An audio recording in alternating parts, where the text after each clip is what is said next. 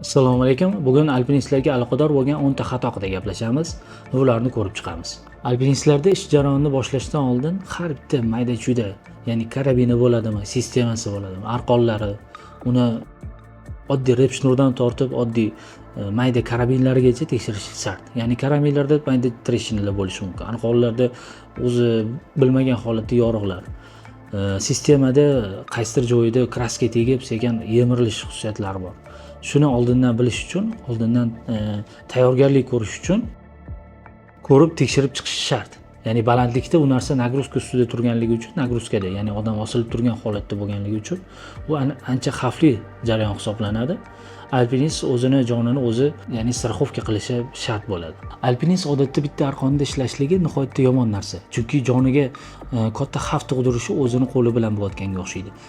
Ikkita arqon bilan ishlagan alpinist bu o'zini strixovkasini qilib, ya'ni agar birinchi arqoni, asosiy arqoni uziladigan bo'lsa, ikkinchi arqonga tirmashib qoladi va shu bilan o'zini jonini xavfdan qutqargan bo'ladi.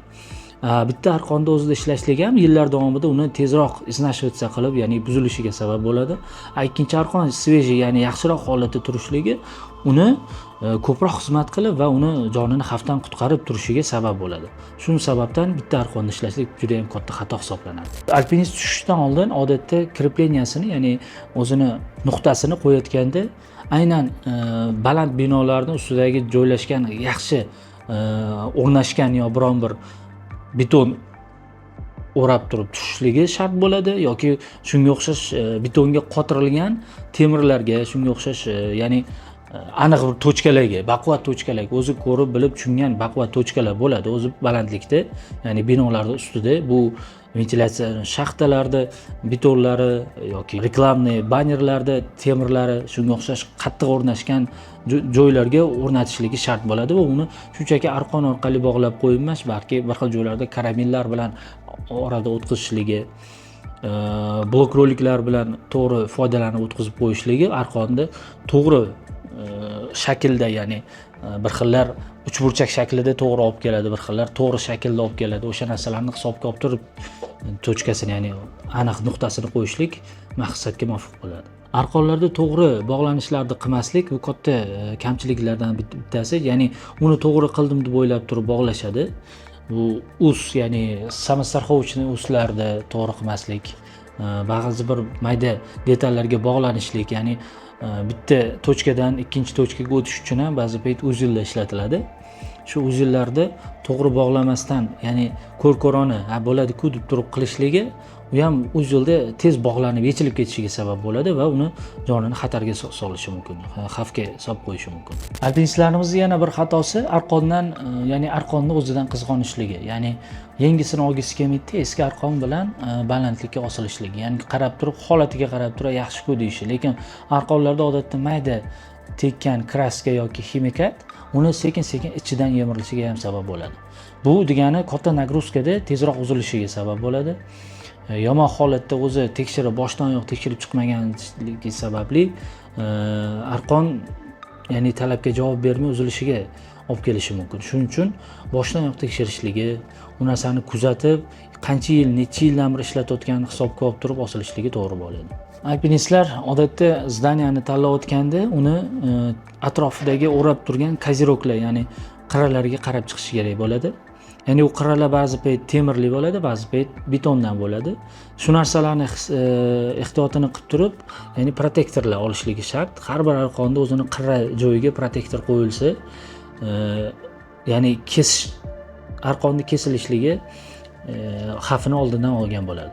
Agar shu narsani qirralariga yoki koziroklariga qaramasdan turib arqonni tushib ketadigan bo'lsa, u arqon nagruzkada ishqalanish natijasida uzilib ketadi. Shuning uchun har bitta qirra bu xavf deganidir. Ob-havoga qarab ish qilmaslik bu, ya'ni katta xatolardan biri hisoblanadi bu ham. Bu shamol payti yoki yomg'irgarchilik payti yoki issiq paytlari alpinist lanj bo'lishi mumkin issiq kunda. Yog'ingarchilikda sistemalar yoki biron bir jihozlari silliqlashib qolishi mumkin, yuzalar silliq bo'lishi mumkin, unga tirmashib turgan.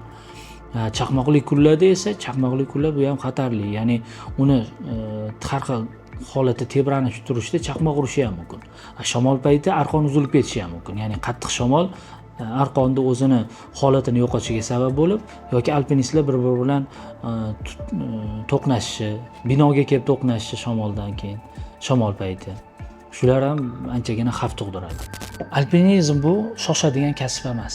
Ya'ni shoshib qilishlik har bir ishda ham o'zi xato hisoblanadi. Ya'ni ishiga to'g'ri yondashgan odam uni bir chekkadan kuzatib, shoshmasdan nima qayerda qanaqa qo'yish kerakligini biladi.